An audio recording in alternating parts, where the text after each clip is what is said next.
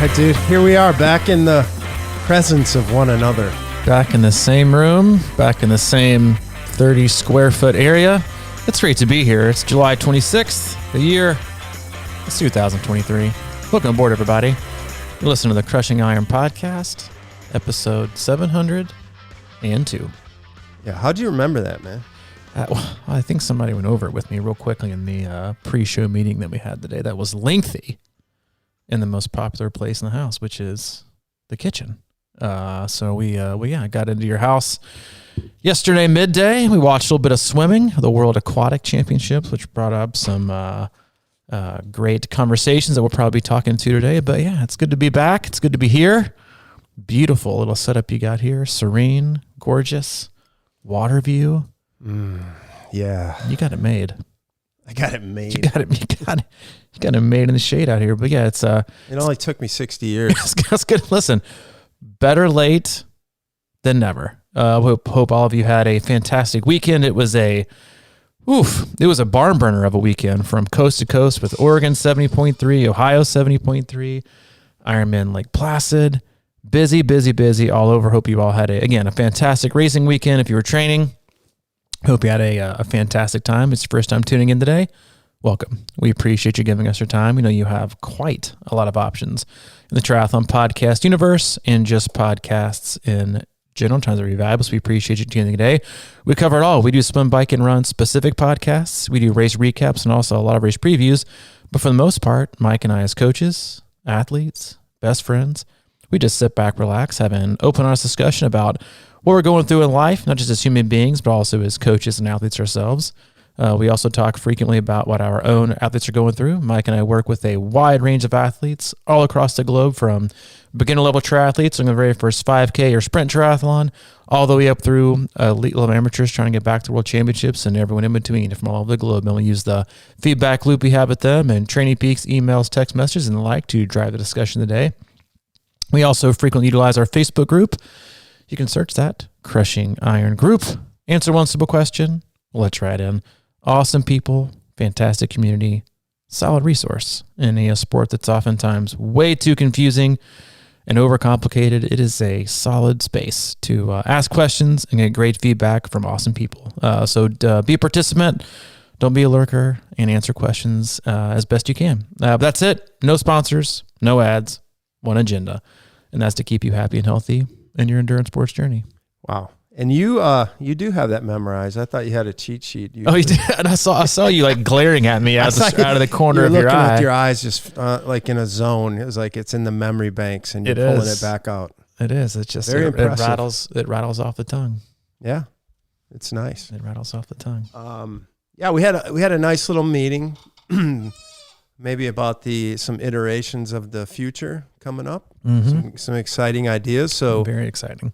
We are still hammering away and trying to not reinvent the wheel, but make the wheel a little bit nicer, smoother, a little less PSI. A little less PSI, a little rounder, if you will. And if you can, definitely with less water in the wheels. And we're getting ready to, again, head up to, I'll be heading over to Madison today. You're coming over tomorrow for our Wisconsin training camp. Looking forward to seeing a lot of new faces. I always get pumped up when we have camps and there's not strangers, but guests that we haven't met yet. So looking forward to meeting everybody there and having a wonderful weekend in Madison, in one of my favorite places and on one of my favorite courses. So looking forward to that. But yeah, it's funny you said that about here we are still here looking to improve after 702 podcasts and coaching hundreds and hundreds of athletes and putting on so many camps. And that was, we got here and then I as I usually do, found a way to pop swimming on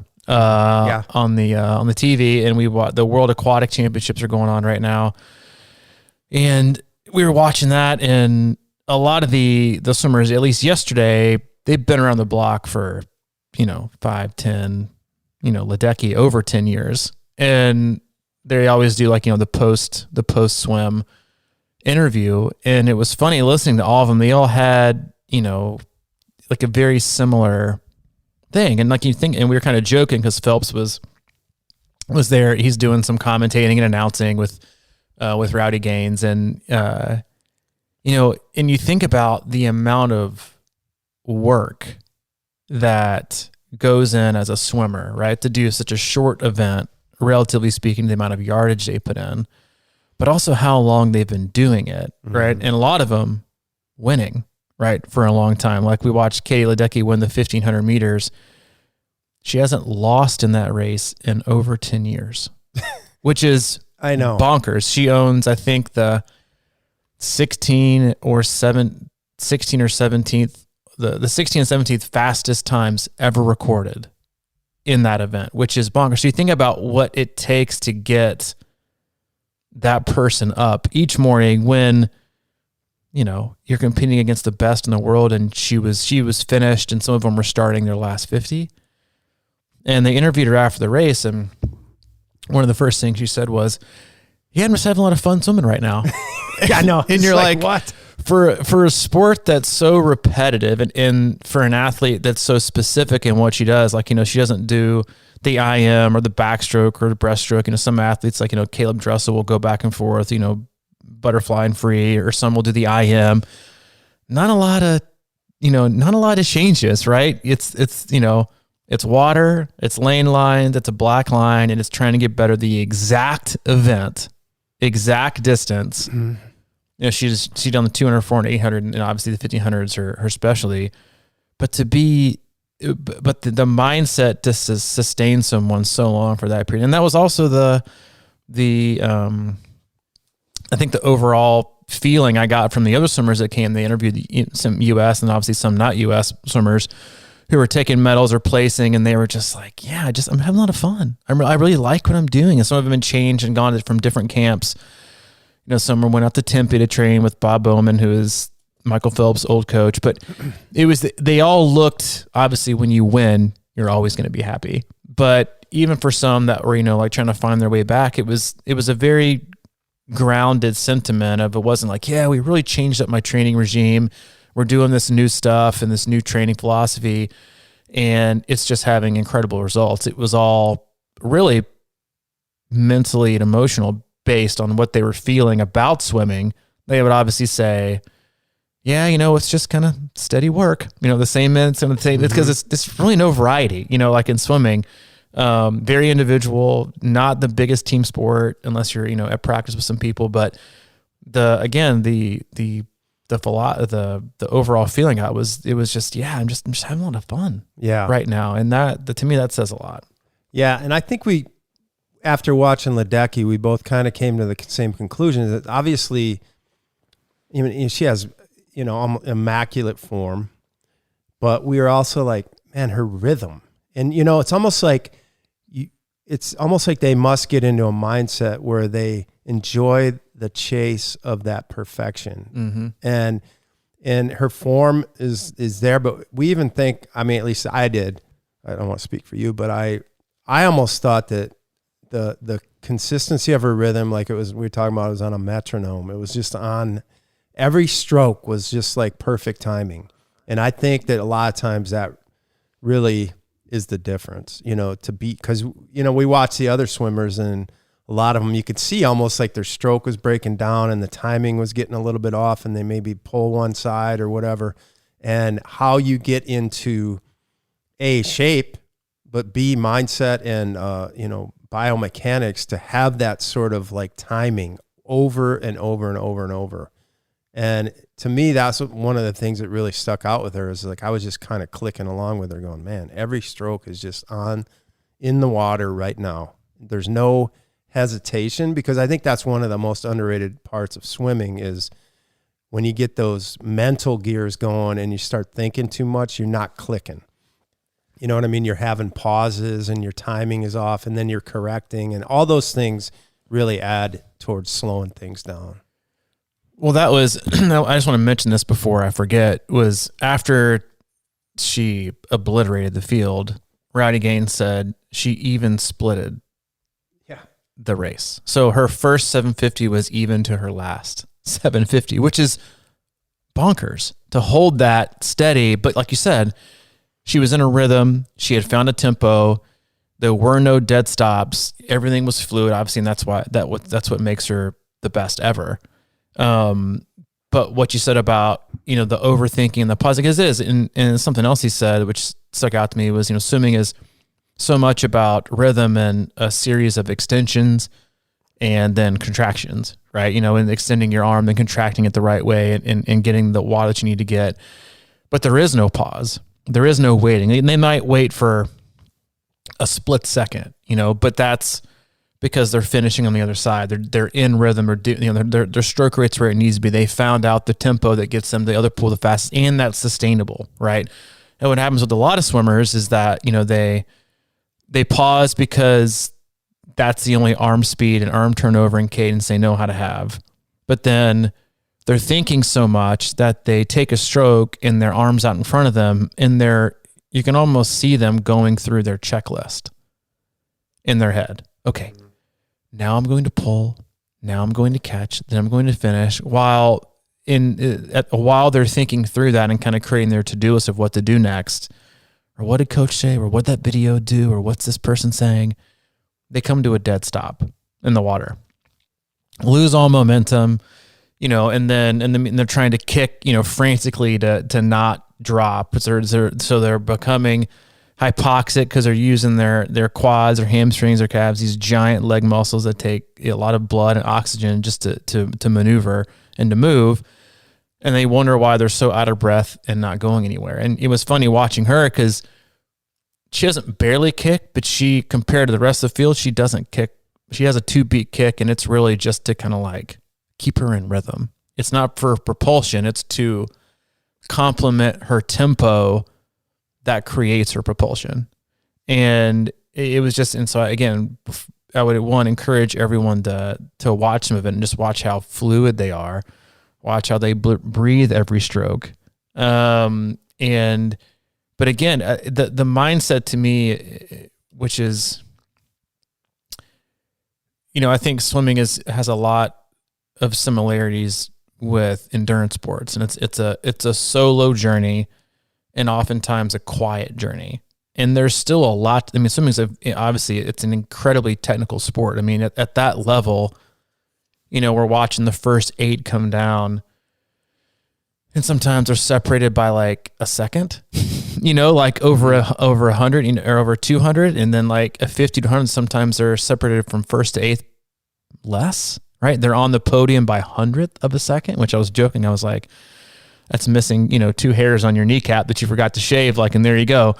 And the amount of details and rhythm that they have that level. But I think there's also an interesting parallel. I think when you do it so quietly and you're so focused, that swimmers also have a tendency to need to take breaks. And I think that they've been recently the most outspoken with mental health and taking mental health breaks. Caleb Dressel, he's on an extended break, the best male swimmer on the planet, taking care of his mental health. A few of the ladies yesterday came back and they're like, I'm just happy to be back. They've been very outspoken about they're dealing with mental health. They're dealing with the pressure that comes with it. And I just think there's a lot to take away, again, not just from the technical aspects of the sport and the pursuit, but how that translates and how it kind of resonates with endurance athletes. That it is a very solo journey.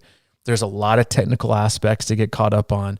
There's a lot of things to obsess about. There's a lot of pressure, right, that we put on ourselves, right? And we're not gold medal athletes can be on the cover of Sports Illustrated or being on commercials or invited to the Jay Leno show. Like, we pay money to go do these things, but we train alone. We put these enormous amount of expectations, and there's these enormous amount of details.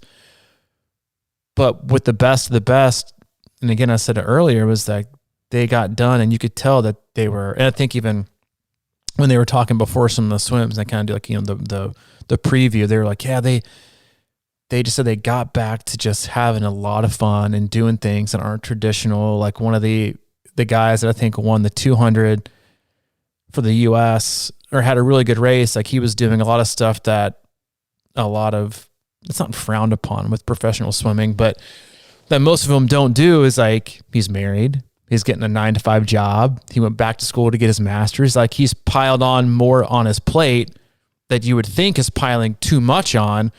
But I think what it probably did was it helped him find other things in life that didn't make swimming his whole life, right? Like a lot of them, That's all they do. The black line, the water, and, you know, as we can all, I think, relate to a lot of times, our own thoughts, you know, that's all we got.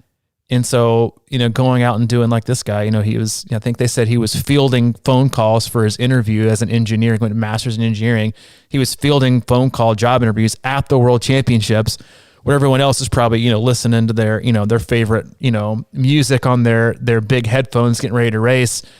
And I think there's a lot a lot of different directions we could go there, but it's very, very similar to endurance sports, how we get lost in it, how we create this identity, how we get so caught up in the details and the obsession with this and that and milliseconds or watts per kilogram or, you know, watt savings from an aero test or shoving a bottle down our, you know, down the top of our jersey or the new carbon plated shoes or adding 20 minutes to our bike ride or going harder on my run.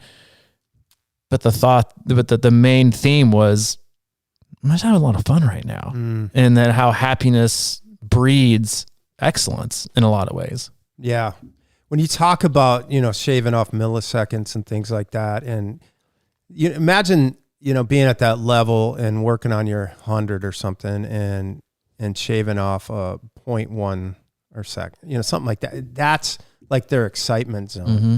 And we got a lot of athletes, you know, in triathlon that want to cut off 10 seconds, 100, you know, or instead of like being happy with 1 second or something, you know what I mean? It's a journey. And what you're saying in the beginning was, you know, the time that they put in, and it's just unbelievable to get to that 0.1 seconds or whatever. And now we're triathletes and we're going to go out and swim, you know, 2000 and expect our whole thing to cut 10 seconds out of 100 or 5 seconds and not be happy until we see substantial improvement. But I think incremental improvement is where their heads are at sometimes. I mean, because obviously when you go faster, you work hard and you are going a little faster, there's excitement with that. I mean, there's some kind of, you know, okay, I'm making progress.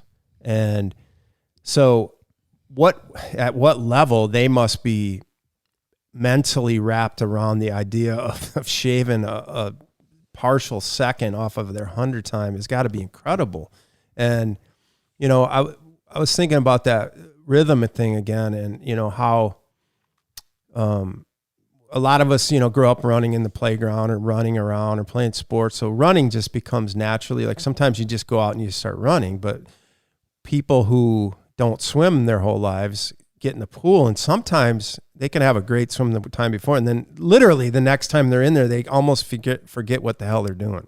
It's not natural. So in order to find rhythm, you know, like you can in running, you know, we talk sometimes about how it's good to run without music, but sometimes I wonder, like even if swimmers, and I don't know if they do this, they probably don't, but you know, if you find like a rhythm of a song or something and really kind of train to that turnover on your run, I think that can help. I think it can kind of help, you know, instill sort of like a, you know, just a consistency with your turnover.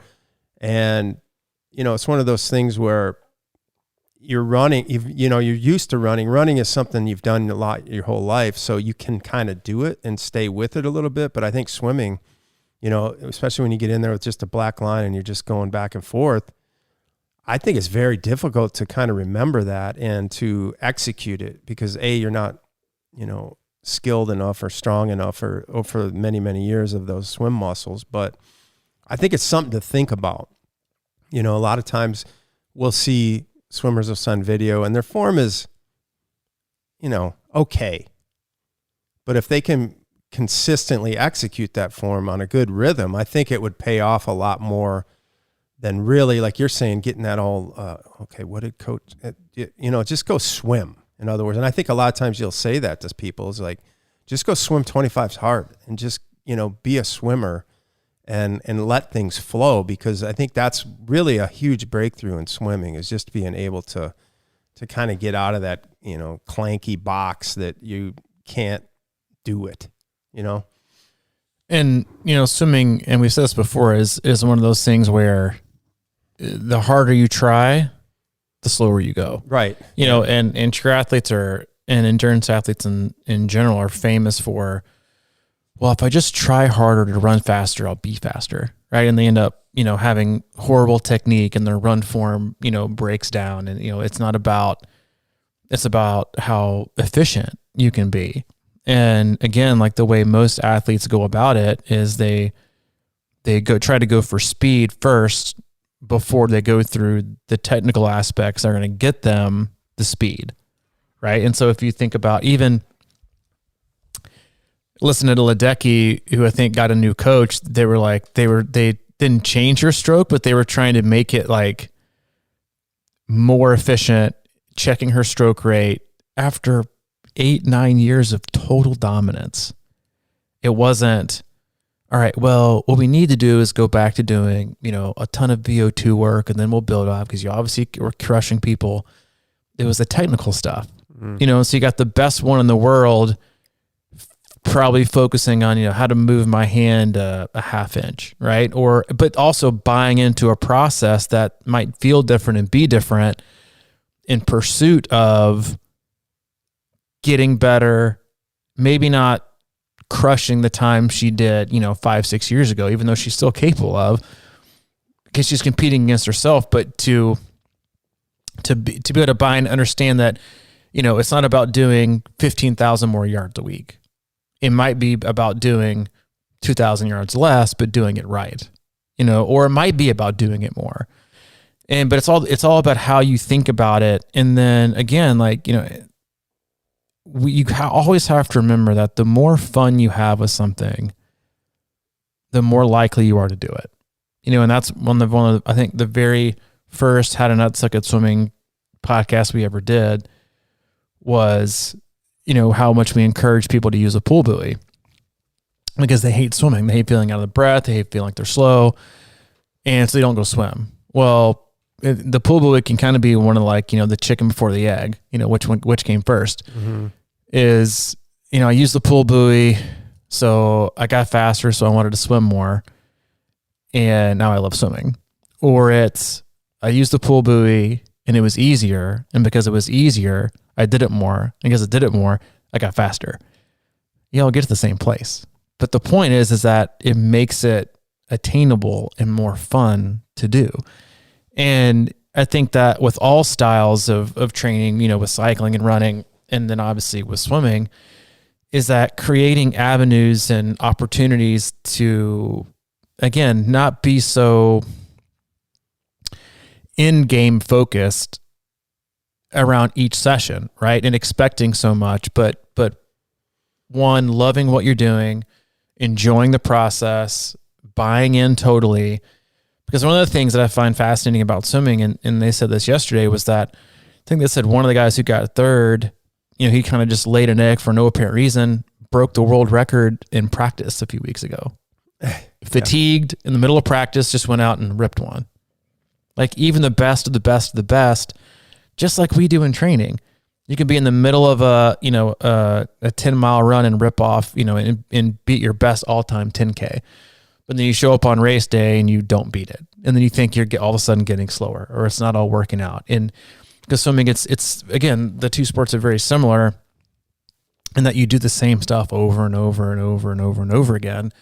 And then on race day, you just kind of expect it. And you can hear him talk after races too. It's like, I didn't, some days you got it, some days you don't. You give yourself the best opportunity to have it on race day, but sometimes you don't. And that's the beauty. That's also the beauty of endurance sports and training, is that we, football and basketball, and you can scrimmage or do 7-on-7 or 3-on-3 and this stuff, but they don't get to go right back to playing a game the next day. We get to go right back to training. Yes, we don't get to race the next day, but we're not too far off, what we get to do and how we get to challenge ourselves. And, so even this time of year, when I think we get so caught up in the end goal and our times and our performances that you forget about how important it is to have fun, but then also how important it is to have good form and be efficient and economical in what you do. That was like, I listened to a coach talk a few months ago, and he said that he thought the most important factor, I think I mentioned this too, either on our weekly Zoom or or a podcast was that he thought the biggest factor in professional triathlon that determined the winner of the top 10 was run form and economy. Because he said at that end of the spectrum, their VO2 max is all fairly close. There's no one who's killing everybody. Their VLA max is all relatively the same low, but it's about who can do it the easiest. And I even think you saw that with when you saw Gustav Iden and Christian Blumenfeld running, is that I think Christian has like a notoriously like insanely high VO2 max, but Gustav just looks easy. Like he just looks like he's running easier. Mm-hmm. And so again, like the technical aspects, we like to power through, we like to grind, we like to do extra, but a lot of times it's just about, knowing that having fun and doing it right is just the same as, or a lot of times not the same, is oftentimes better than burying yourself by doing it hard. Yeah. Well, before you mentioned that, I actually wrote down make things easier. And that's what it seems like a lot of those, the swimmers do. And now we're talking about, she's doing 1,500, which is 15 minutes.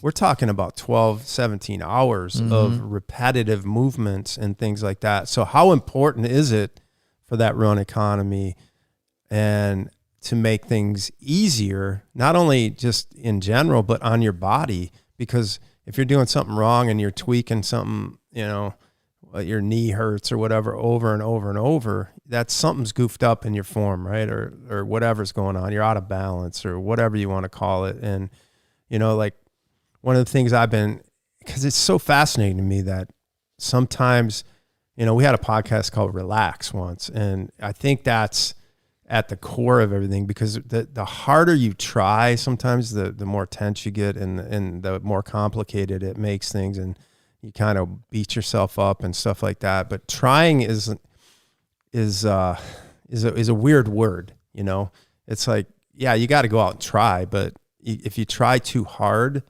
then you're crossing a barrier where your body can't handle it, or you're not as fluid as you should be. A lot of times lately, I've been running for a second, and I'm just always so fascinated by how this works. Sometimes I'll go out and I'll just kind of roll through sort of my 1 minute at my 10K effort, and then I'll go to 2 minutes at a half marathon effort, and then I'll go to 3 minutes at a marathon effort. I'm trying to do that in my field, and I'm not going by pace necessarily or anything of that kind of stuff or heart rate. I'm just sort of going, okay, all right, now you went a little harder, now back it down just a little bit, and then you back it down a little. And I'm just always fascinated by that marathon effort, how sometimes I end up kind of like drifting lower because I'm just so much, I start the process where I'll be like, all right, slow it down and just relax and just kind of cruise. And the next thing you know, I'm kind of going at that quote unquote half marathon effort too, but it just feels easier. And there's something about toying around in those zones and efforts and things like that I've always really liked. And sometimes you can just be, it definitely translates into swimming too, because all the time I'll see, my fastest was my warm up, I was flying. I'm like, yeah, that's it right there. So like, think about if you can stay relaxed, and as you get more warmed up and your body's functioning better and you're flowing better and your blood flow and your heart rate's up a little bit more, but you're still relaxed. And if you can keep that sort of chill vibe about what's going through, in swim, biking, I think biking is obviously the same way, but people get really tense out there sometimes and grab those handlebars and your tension's going through your neck. And I often talk about how I feel like those Ironman rides, it isn't my legs usually, it's my back and my neck and arms and all that sort of stuff. And that can, as we've talked about many times, can come because of lack of swim shape or something like that. But I also think a huge part of it is just being able to stay relaxed upstairs on the bike and not tense up too much. And, because then it's just like, it turns into this grinder of like, man, I just can't find a comfort. I'm not comfortable. I can't roll with, I'm not riding a bike anymore. I'm sort of sitting on a trainer, instead of because your body should be able to move a little bit outside, back and forth and all over, like dancing on the bike, and instead of just stiffening up on everything. And I think that goes into every sport, obviously. There comes a point to where, and this goes for, I think, honestly, going, not just trying to go too fast, but also trying to go too slow. I agree with that. Is that you force yourself into a position that's no longer efficient and economical. Again, even if you're trying to go too fast or too slow, and they're both counterproductive. And I think that is, again, like when you watch, especially like the runners and swimmers, because they're the most two technical pieces of triathlon, swimming first, running, then cycling, is they don't look like they're trying. It just looks fluid and economical. Like they're not forcing it. You can always tell, the ones like you mentioned at the very beginning of the podcast, like the athletes that were falling behind, you could noticeably tell once they got tired because they were forcing something different. Like, I think one of them was leading in the 200 fly or something else. Or it was 200 fly, and 200 free, wasn't kicking that much. In the last 50, she was fading. So all of a sudden she started just like radically kicking, and then she ended up, falling back a few places and forcing it, right? Getting out of your tempo, out of your smooth rhythm, trying to be something that you're not, right? And obviously you have to, kind of put in extra gear, but you can always tell. It's really interesting, right? Especially in those two sports, the harder you try, almost the worse it is, right, for you. Because I think what happens is you break down so quickly because your form changes, your technique changes, you start to kick way more than you're used to. So you get hypoxic. So now you're going, your zone 2 is now a 150 instead of a 135, and you're running out of breath and you're going slower because you're trying harder and your form is terrible and you're doing things you shouldn't do, versus, all right, I can still be smooth and steady. I might not go as fast, but the best thing for me to do right now is just kind of stay where I'm at, even split it, right? And try to maintain form as best I can. Same thing with running. You can see the ones that are trying so hard and that they just, once you start to crumble, you don't ever regain it back. You're just going to crumble further because now you're running really hard on a hard surface, creating enormous amounts of force and impact on your body, on your joints and your ligaments. And then as your form goes and goes and goes, now not only are you still maintaining that same level of impact, but now it's being forced on places that aren't used to it, right? Mm-hmm. And it's the same exact thing as if someone goes like not most sore, but 2 times that I've been some of the most sore ever was when I went out and ran with a friend who came in the Chattanooga and was training for their very first marathon or half marathon. At that point, I think I was in pretty good shape, and I was usually going out and doing like 7s and 8s in my training runs, and they needed to average 12s and 13s. And they were like, "You don't want to run with me?" I'm like, "Sure, I don't care. It's, just go out there." So we ran her pace. I was so effing sore the next day. Interesting. Because my whole run form changed. All of it. And so impact was placed somewhere different. It wasn't like a muscular ligament tendon soreness. It was like a skeletal, like the impact is just shifted. And so I do. I think there's so much to be said about just going out and letting it flow, or this just felt good today.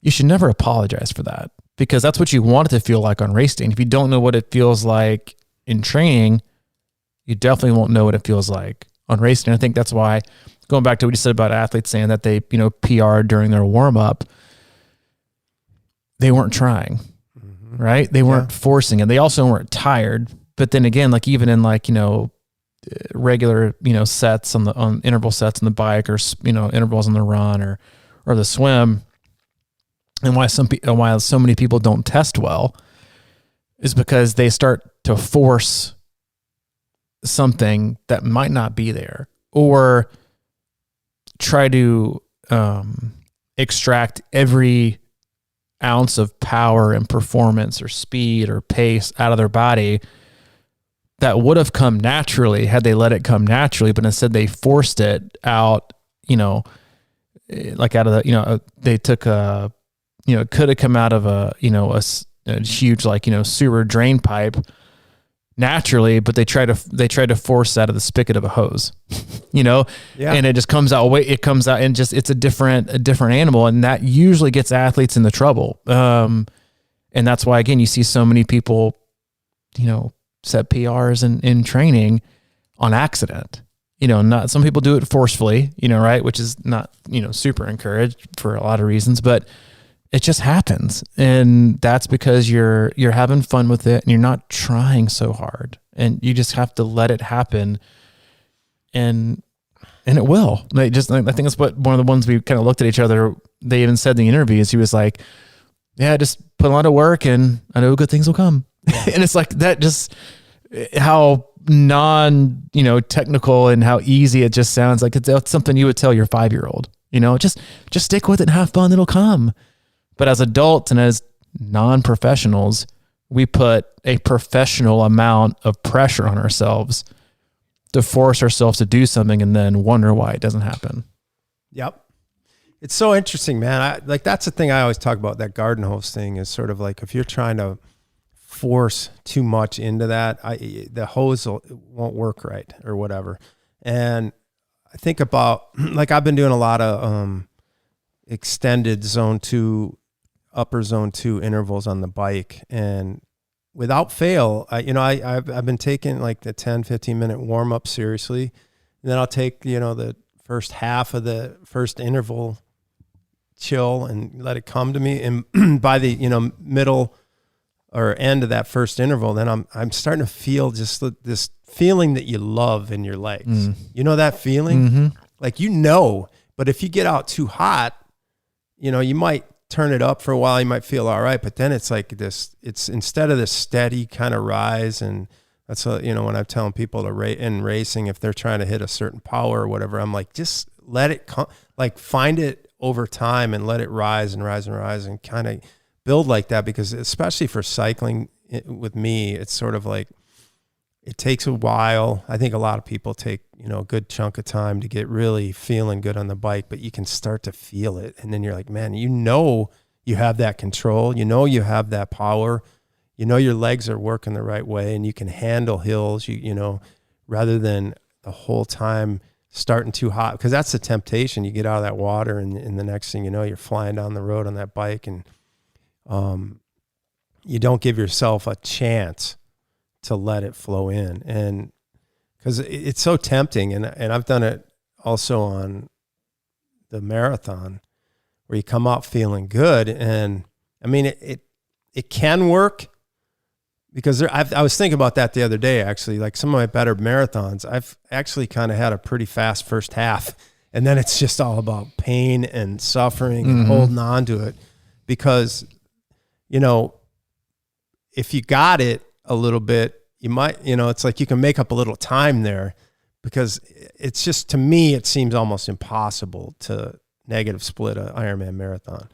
So it's almost like you got to take a little bit of what you got early and then be ready to hang on. Because, if I run a first half in a 9:30 pace or whatever, and my second loop was at 11 or whatever, that averages out fairly well for me.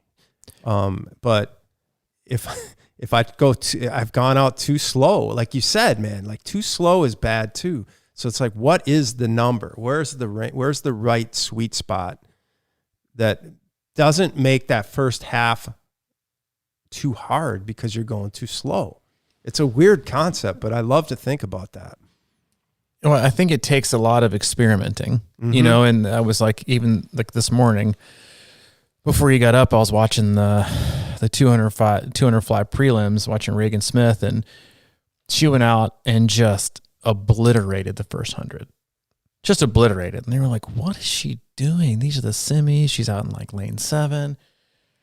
And her coach now is the same coach that Phelps had, Bowman, and Phelps was on the commentating. He said that was something that we would do sometimes. We called it fly and die. He said he would just tell him just to see what happens, take it out as absolutely hard as you possibly can, get some sting in there, get some pain early, and just see what happens.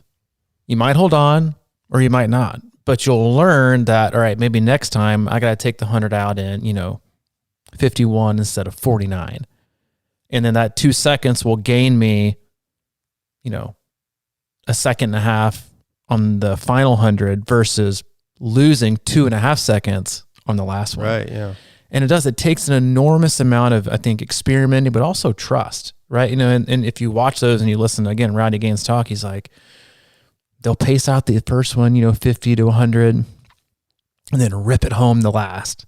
And you can see some of them, because it's also about nothing knowing who you are, and that's who you are, right? Like you go out and that's your thing. But we were even watching it, and I think I even mentioned, that person's obviously a 100 flyer, because they were out in like lane 8 and 200 fly, and they were killing everybody. They were ahead by like almost a body length after the first 100, and they got 8th because they lost, they faded. But that's the card. That's the card they got, and they know how to play it. And then you got Katy Ledecky, who she started off and she ended the first 50 to first 1500 about, to a foot maybe in front of everybody else, and she never went faster. Everyone else just got slower. That's her thing. That's her strength. So I think you again, like you have to and I think that goes into people's, mentalities is, where do you gain the most confidence from? Going out fast and just holding on, that's your thing? Own it. Be that person. Don't waffle. Steady Eddie, even paced. I got this, right? And then, or negative split. I'm going to go out smart. I'm going to bring it home. Sometimes it takes trial and error. Sometimes you think you're one person and you're not. Like I had a long discussion with an athlete earlier last week. He was doing Lake Placid, and she had done okay in the past. And I remember I told them before the race, I said, I'm just going to be honest. You don't have any business running slower than a 4-hour marathon. You just don't.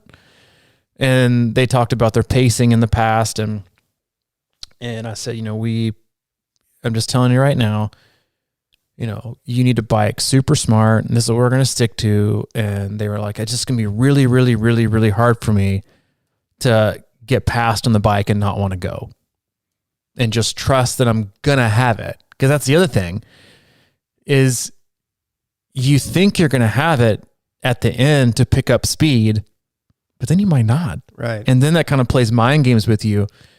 And because they had always overbiked and then really underperformed on the run. And I was like, you can't predict what happens on race day, but just stick to this plan on the bike, stick with your heart rate here, limit the power surges, and on the run, that's your weapon. End up having a great day, won the age group by like 20, 30 minutes, but it was all about trusting, but it was also about things lined up, right? And it ended up working out. But you have to play with that stuff in training, I think, and also with experience, you kind of know when you wake up that day who you're going to be. Am I going to be the one that just goes out fast and see if I can hold on? And I'm okay with that. Or I don't feel too well today, so I'm going to try a negative split. See what I got and rip it if I got it at the end. Or maybe you feel like you don't got it either way, and you're just going to think, I'm just going to go out and I'm going to go solid today. And, in the truth of the matter is it might only be the difference between a couple minutes, in an Ironman, but it could also be the difference between 15 and 20. You go out too hard and you implode. And so, yeah, it's such an interesting, thing to experiment with, in training and knowing yourself and feeling things out, and then really just honoring what you've won, learned about yourself in training. But then number 2 is honor what your body's telling you on race day, not what you wanted it to have, but what it actually has. Yeah.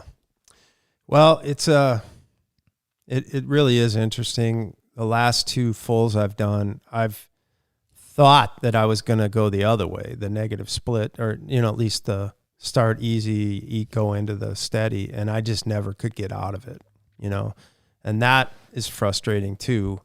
It's almost like, shit, should I have forced myself to, it was almost like, oh man, I feel bad. I'm going to go slow, and I went too slow or something like that. It's almost like, yeah, you look at your heart rate, and my heart rate was like sleeping, So it's like, do I need to wake that up? Mm-hmm. But also, there's so many factors like rest the night before and whatever. So I had that at play too. But, and of course the ride and in the rain and just tough conditions and things like that. But I do, cause I look back and I ended up somehow pulling that back half together without falling apart too hard on that marathon. So sometimes I wonder if that's just shouldn't be my weapon. It's just to go out, get the best out of myself, and then hold on, because it's going to hurt no matter what. Maybe it hurts 2 miles sooner, but then, it's like, that's part of my drill, I've always wanted to be able to just cruise that marathon. I love the thought of kind of easing in and finding your all-day pace. Truly legitimate all-day pace. Yeah, that's steady pace. Yeah. Not so easy, but it's a good weapon because, and that's what I've been trying to do with those 1, 2, 3s that I've been messing around with, is really trying to be honest with myself as to, all right, is this really your 10K pace? Is this really your marathon pace?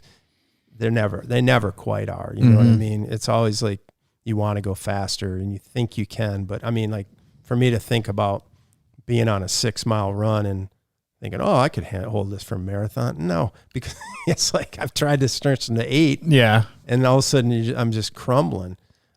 So it's just a weird thing, because how do you make that slower pace run easier? That's a run economy form, because like that thing you went on that where you were really sore, you probably just dismantled your whole form that day. Oh gosh, it was horrific. Yeah. You're just holding back. I was leaning back versus leaning forward. I was major heel striking versus, midfoot, which I usually am.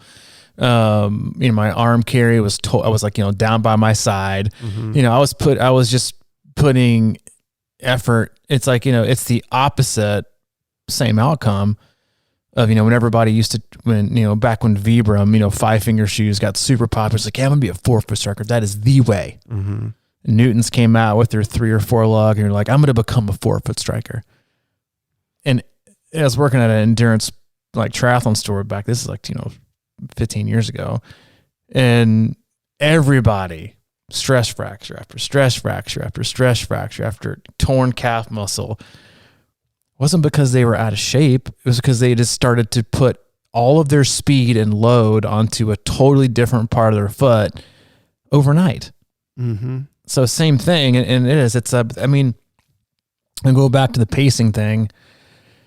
That's just another piece of what makes, if they're thinking about doing that on like the 200, when we're doing all the way up to 140.6, that's what makes the sport so great, right? Is that there's always something to tweak. There's always something to try and figure out, do you do the fly or die? Like Phelps said, do you try to be the steady Eddie? Do you try to negative split it? But experiment with them in sprints and Olympics or 5Ks or sometimes in, maybe a certain training session. But it's just, that's what's so, I think, so fascinating and what keeps us coming back if you continue to experiment and listen and try to figure things out versus, trying to be perfect or marrying yourself to, 8 minutes that's my zone 2. Mm-hmm. 8 minutes. Okay. Sure it is. Right. Mm-hmm. That might be on like, 23 days out of the year, it might be 8 minutes. The other, 300 plus, it's going to be 740s, 850s. You don't know what it's going to be. But it is, that's why, again, that's why we keep coming back. That's why we love coaching. It's because you're never done. You're always thinking, you're always tinkering, trying to figure things out. And that's what also keeps it fun, I think, is like, it gives you opportunities to try new things out without having to like really reinvent some major wheel that takes you to a totally different area. Yeah. And I think that, back to what you said about the 200s and the split seconds and all these differences. And when you go out on the same course that you've done many times and you have a 4 or 5 minute PR, that's a big deal. Huge deal. I mean, like, it's only 5 minutes, think about what went into that. Mm-hmm. Like all the little things that kind of all came together to give you that extra 5 minutes. And, we think of 5 minutes as just 5 minutes, but that's what,